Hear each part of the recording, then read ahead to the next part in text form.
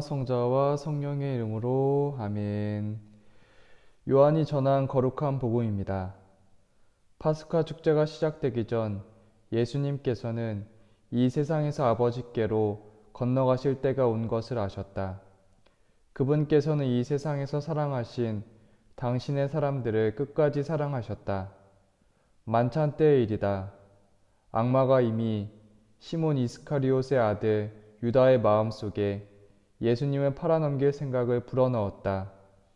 예수님께서는 아버지께서 모든 것을 당신 손에 내주셨다는 것을, 또 당신이 하느님에게서 나왔다가 하느님께 돌아간다는 것을 아시고 식탁에서 일어나시어 겉옷을 벗으시고 수건을 들어 허리에 두르셨다.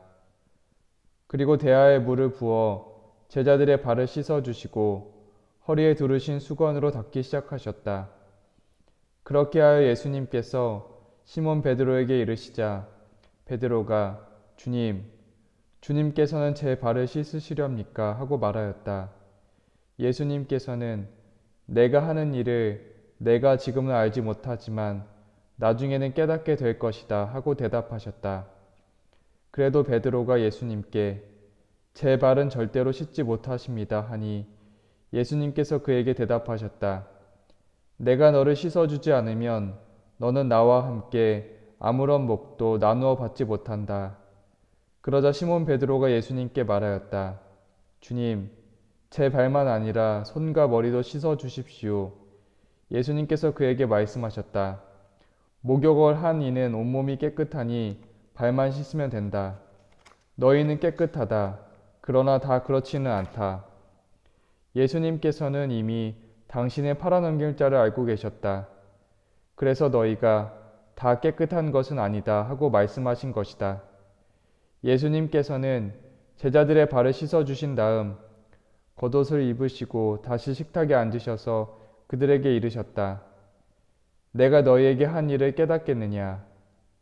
너희가 나를 스승님 또 주님 하고 부르는데 그렇게 하는 것이 옳다.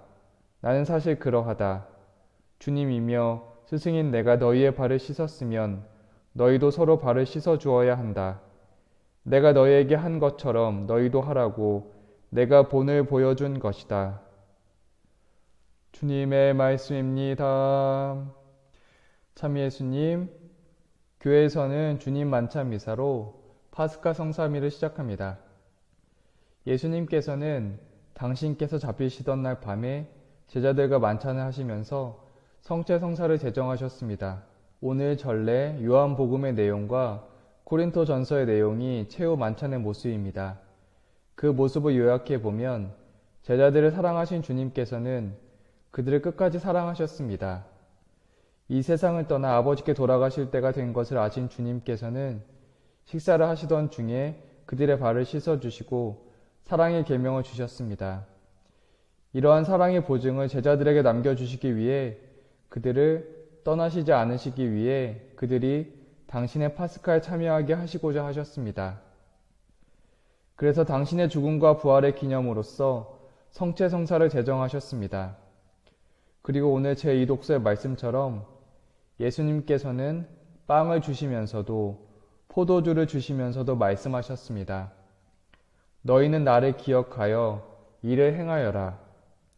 모든 제자들 앞에서 당신이 떠나시기 전에 하신 유언과 같은 말씀이셨습니다. 오늘은 예수님의 유언인 너희는 나를 기억하여 이를 행하여라 라는 말씀에 대해서 보려고 합니다. 먼저 기억해야 할 예수님은 우리의 죄를 용서해 주기 위해서 목숨을 내어놓으신 예수님이십니다.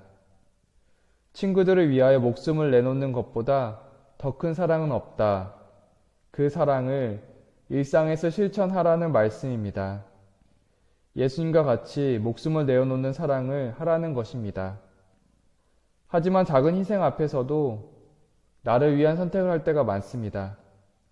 미사 시간에 예수님을 기억했던 기억이 일상에서도 기억하고 실천하면 얼마나 좋을까 생각합니다. 예수님은 모든 순간 잊지 않고 기억한다면 예수님이시라면 어떻게 하실까라고 질문을 하며 산다면 얼마나 좋겠습니까?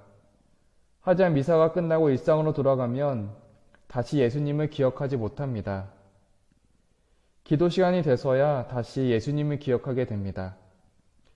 그러면 기도 시간을 조금 더 자주 하면 예수님을 조금 더 잊지 않고 기억할 수 있다는 생각도 할 수 있습니다. 기도를 자주 함에 대해서 말씀의 선교 수도의 창립자 성 아놀드 얀센 신부님의 기도입니다. 성인은 평생 어떻게 하면 하느님의 뜻을 알 수 있을까 하는 문제를 고심했습니다. 평범한 수학교사였던 그는 성령의 힘을 받지 않고서는 수도의 일을 할 수 없다는 것을 항상 깨달았습니다. 이를 위해 얀센은 무슨 일을 하든지 하느님의 현존을 의식하는 기도를 자주 드렸습니다. 15분마다 드리는 기도는 그에게 기도가 얼마나 중요한 의미였는지 보여주는 사례입니다. 실제로 지금도 말씀의 선교 수도의 본원에서는 15분마다 종이 울린다고 합니다.